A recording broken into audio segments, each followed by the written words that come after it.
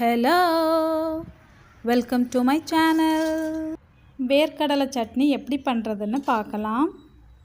சட்னி பண்ணுறதுக்காக ஒரு சின்ன மூடி தேங்காயிலேருந்து பாதி மட்டும் எடுத்துக்கிறேன். இதை குட்டி குட்டியாக கட் பண்ணி மிக்ஸி ஜாரில் சேர்த்துக்கிட்டு 2 டேபிள் ஸ்பூன் வறுத்த வேர்க்கடலையை தோலை எடுத்துட்டு இது கூட சேர்த்துக்கலாம். மீடியம் சைஸ் பூண்டு ஒரு 6 பல் சேர்த்துக்கிறேன். அப்புறம் ஒரு பெரிய சிவப்பு மிளகாயை 2ஆக பிச்சு இது கூடவே போட்டுட்டு சின்ன துண்டு புளியையும் சேர்த்துக்கிறேன். அப்புறம் இதுக்கு தேவையான அளவு கல்லுப்பு போட்டுக்கிறேன். கல்லுப்பு ஒரு 1/4 டீஸ்பூனுக்கும் அதிகமாக சேர்த்துக்கலாம்.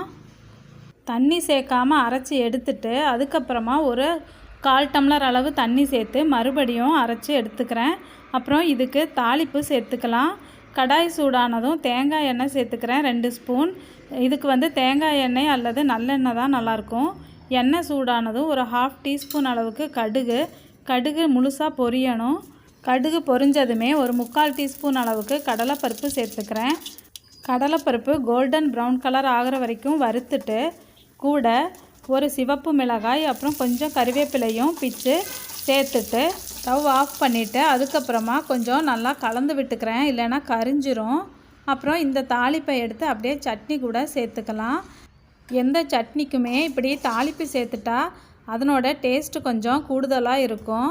இப்போது நமக்கு அருமையான வேர்க்கடலை சட்னி ரெடி.